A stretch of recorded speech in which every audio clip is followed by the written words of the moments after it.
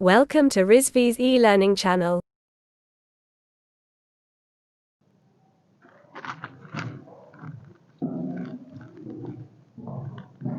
Good morning class. In the last lecture we were discussing about the HTML language. Basically HTML language is a hypertext markup language as I told you earlier. And this hypertext markup language is nothing but it is used for designing the web pages, how we create, how we represent the web pages for the websites, and how it look for the users, how users will use them. Okay, so basically hypertext markup language is just a simple language, and different type of tags are used in that language. And in my last class I've given the example, one example of HTML language, that how we represent, how we do the coding of the by HTML language. And HTML language is basically the hypertext. Hypertext is like link between the two text. Okay, link between the two text, or we can say link between two web pages. The thing which make common between two pages or two texts is called hypertext. Okay, and markup language is nothing but a kind of a language that make the hypertext making the as link up. Okay, so in today's class we will discuss about the HTML list, how we create list, how different type of lists are created during when we do HTML coding. We can create different type of list to list our content, to list our data by using these types. Okay, so what is HTML list? List होती क्या है? हाँ, list basically आप लोग describe करते हो जब भी किसी डेटा को ऑर्गेनाइज करने के लिए, किसी डेटा को एक वन बाय वन लिस्टिंग करते हैं हम, ताकि वो एक अच्छा सा रिप्रेजेंट हो, है ना, यूजर के सामने एक अच्छे से रिप्रेजेंट कर सकें हम उन डेटास को. तो वन बाय वन हम लिस्टिंग करते हैं उनकी इन टैबुलर फॉर्म और ऑर्डर्ड अनऑर्डर्ड वे में. ठीक है, डिफरेंट या तो आपका डेटा जो होगा होमोजीनियस होगा या हेट्रोजीनियस होगा, कि जैसे भी टाइप के आपके डेटा होते हैं तो वो आप लिस्टिंग वाइज कर सकते हैं. ठीक है, तो उनको बेसिकली हम एक क्यू में लगाते हैं ताकि वो अच्छे से रिप्रेजेंट हो आपके सिस्टम में, आपके पेज पे बहुत अच्छे से रिप्रेजेंट कर सकें और यूज़र अपने रिक्वायरमेंट के अकॉर्डिंग उन लिस्ट में से पर्टिकुलर कंटेंट को सिलेक्ट कर सकें. ठीक है, तो बेसिकली आपके लिस्ट जो होते हैं सारे कंटेंट को in an arrangement, in an order को ऑर्गेनाइज करने के लिए हेल्प करता है. तो बेसिकली HTML लिस्ट क्या होती है? HTML list organise information clearly on your website. This improve readability and help user to understand your content. ठीक है, जैसा कि मैंने बताया कि ये ऑर्गेनाइज करने के लिए होता है, डेटास को ऑर्गेनाइज करने के लिए होता है ताकि आपको यूज़र ईजिली आपके कंटेंट को रीड कर सके, ईजिली उन्हें हेल्प मिले कि उनको एग्जैक्टली उनके रिक्वायरमेंट के हिसाब से कौन सा डेटा चाहिए, तो वो कंटेंट के थ्रू ही, आपके लिस्ट कंटेंट के थ्रू ही वो रीड कर सकते हैं. ठीक है, तो आपके HTML लिस्ट थ्री टाइप के होते हैं. पहला होता है ऑर्डर्ड लिस्ट, सेकेंड है अनऑर्डर्ड लिस्ट, थर्ड है डेफिनेशन लिस्ट. ठीक है, तो हम पहले ऑर्डर लिस्ट पढ़ेंगे. ऑर्डर लिस्ट में बेसिकली जो आपके, जैसे कि आपके ये थ्री ऑर्डर्स हैं फ्रूट्स के. ठीक है, एप्पल, मैंगो एंड बनाना.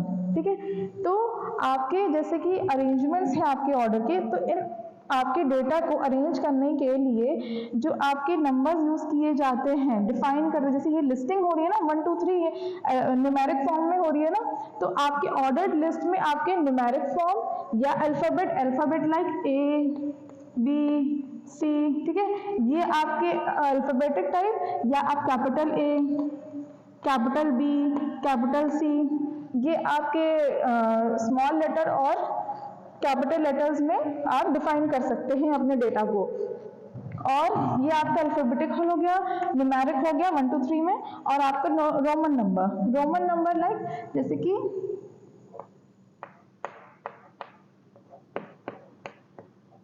ठीक है, इस फॉर्म में 1 2 3 4 है ना, 5 6 ये आपके रोमन नंबर्स हो गए। तो इस रोमन नंबर्स में अगर आपको लिस्टिंग करनी है अपने डेटा का तो हम ऑर्डर लिस्ट के थ्रू कर सकते हैं। अभी कैसे होगा, कैसे हम डिफाइन करेंगे, जैसे कि आपको मैंने बताया था कि जो टैग्स यूज होते हैं आपके वो इस तरह से यूज होते हैं HTML, है ना, और टैग्स का क्लोजिंग क्या होता है /HTML, ठीक है।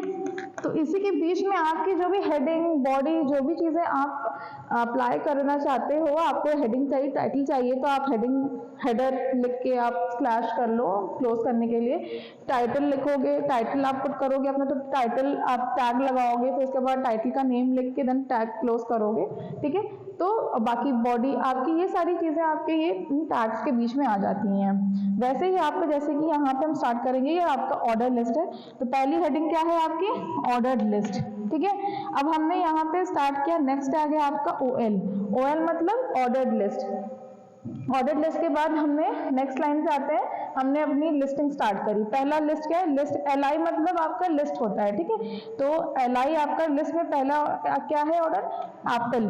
नेक्स्ट फिर आपने क्लोज कर दिया, उसके बाद सेकंड लाइन में आपने फिर लिस्ट ऐड करी जिसमें आ गया आपका मैंगो, फिर क्लोज कर दी। फिर थर्ड है आपका LI, तो बनाना आपने ऐड किया और फिर क्लोज कर दिया, ठीक है। फिर आपकी ये आपकी ऑर्डर लिस्ट क्लोज हो गई, ओके। तो ये हो गया आपका डेटा का रिप्रेजेंटेशन, कैसे हम अपने ऑर्डर लिस्ट में डेटा को रिप्रेजेंट करेंगे। तो अगर आपने इस तरह से किया तो आपका ये न्यूमेरिक फॉर्म में, बेसिकली जो स्टैंडर्ड फॉर्म होता है वो न्यूमेरिक फॉर्म में रिप्रेजेंट होगा, ठीक है। फिर उसके बाद बाय चांस अगर आपको अल्फाबेट में चाहिए या रोमन नंबर में चाहिए तो हम इसको रिप्रेजेंट कैसे करेंगे,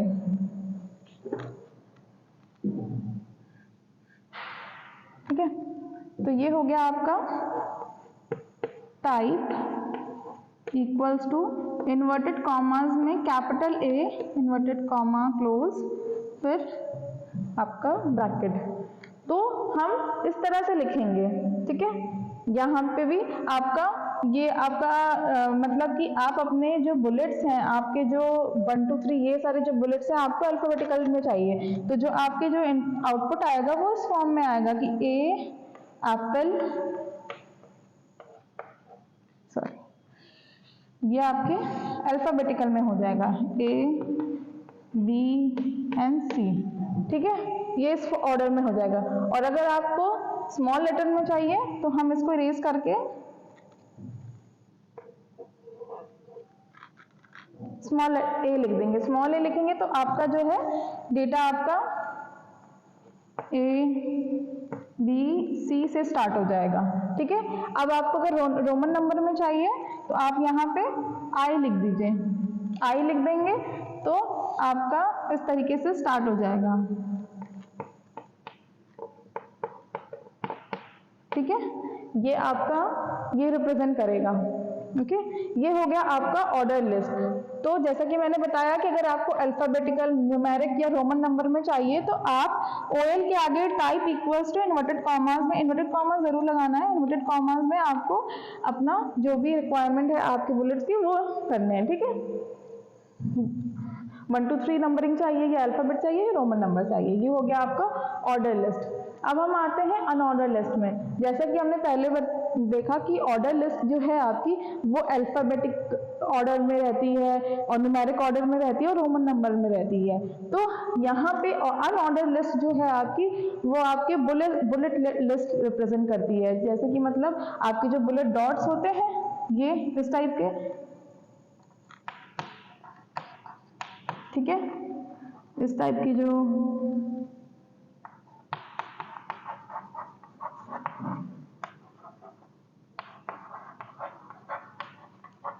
ये इस तरह से रिप्रेजेंट होता है। तो हम अब अपना अनऑर्डर लिस्ट स्टार्ट करते हैं। आपके heading 1 unordered list, okay, H1 आपका क्लोज हो गया। यहाँ पे हम अनऑर्डर लिस्ट को UL से रिप्रेजेंट करते हैं। आपका अनऑर्डर लिस्ट स्टार्ट हुआ, उसके अंदर आपने लिखा LI1 LI आपका एप्पल हुआ पहला, फिर उसका LI क्लोज, फिर उसके बाद LI मैंगो, फिर नेक क्लोज, फिर उसके बाद बनाना क्लोज, और आपका UL आपका क्लोज हो गया, ठीक है। तो ये आपका बुलेट फॉर्म में रिप्रेजेंट होगा। तो हम अगर हमें इसको रिप्रेजेंट करना है तो हम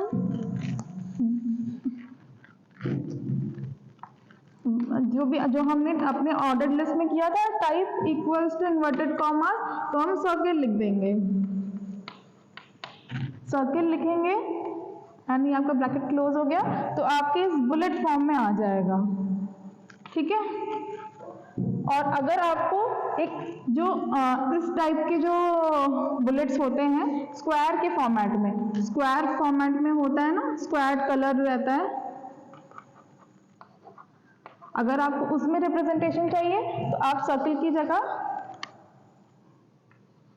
स्क्वायर लिख देंगे, ठीक है। तो ये आपके रिप्रेजेंटेशन हो गए आपके अनऑर्डर्ड लिस्ट के। तो डिफरेंस यही है कि अनऑर्डर्ड लिस्ट में आपके बुलेट लिस्ट आते हैं, बुलेट सारे बुलेट नंबर्स आएंगे, और यहाँ पे आपके ऑर्डर लिस्ट में आपके अल्फाबेटिक, न्यूमेरिक और रोमन नंबर्स आते हैं, ठीक है।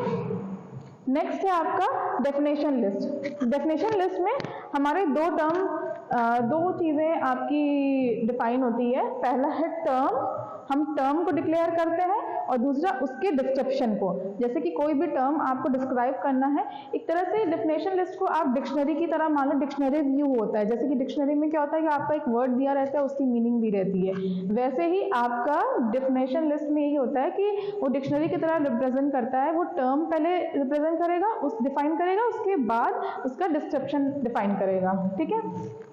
तो जैसे कि आपका यहाँ डेफिनेशन लिस्ट स्टार्ट हो गई, heading 1 definition list, heading close. आपका डेफिनेशन लिस्ट आपकी डीएल फॉर्म में आपकी रिप्रेजेंट होगी। फिर नेक्स्ट है उसके बाद डीटी। डीटी क्या डिफाइन करता है आपका डेफिनेशन टर्म, ठीक है। डीटी आपका डीटी जो है डेफिनेशन टर्म, ठीक है, ये आपकी डेफिनेशन टर्म डिफाइन कर रही है। तो आपका डीटी आपने स्टार्ट किया, डीटी क्या है आपका रोहित शर्मा, ठीक है, ये आपका एक टर्म हो गया रोहित शर्मा, आपका डेफिनेशन टर्म क्लोज कर दिया गया। फिर उसके बाद डीडी, डीडी आपका क्या है डेफिनेशन डिस्क्रिप्शन, ठीक है। जैसा कि मैंने टर्म एंड डिस्क्रिप्शन होता ना, तो पहले टर्म डिफाइन करेगा, उसके बाद डिस्क्रिप्शन उसका। तो यहाँ टर्म डिफाइन कर दिया, आपको डेफिनेशन टर्म डिफाइन हो गया, उसके बाद ये डेफिनेशन डिस्क्रिप्शन, डेफिनेशन डिस्क्रिप्शन, ठीक है। तो Rohit Sharma is a good cricketer, आपका डेफिनेशन डिस्क्रिप्शन क्लोज हो गया, ठीक है। और आपको यहाँ पे आपकी टर्म की डिफाइन कर लिया था, डिस्क्रिप्शन लिख दिया आपने, अब आपका डीएल भी क्लोज हो जाएगी, डेफिनेशन लिस्ट भी आपकी क्लोज हो जाएगी। तो ये हो गया आपका डेफिनेशन लिस्ट। तो ये सारे डिफरेंट टाइप ऑफ आपके टाइप्स हैं, डिफरेंट टाइप आप किस तरह से लिस्ट को रिप्रेजेंट कर सकते हैं। अगर आपको अल्फाबेट, न्यूमेरिक या रोमन नंबर में करना है तो ऑर्डर्ड लिस्ट में आप कर सकते हैं। अगर आपको बुलेट फॉर्म में करना है तो आप अनऑर्डर्ड में कर सकते हैं। और अगर आपको अपने कोई टर्म्स या पैराग्राफ वाइज डिफाइन करना है अपने डेटा को, तो वो आप अपना डेफिनेशन लिस्ट में कर सकते हैं, ठीक है। तो ये हो गया आपका HTML list topic complete. Okay, thank you.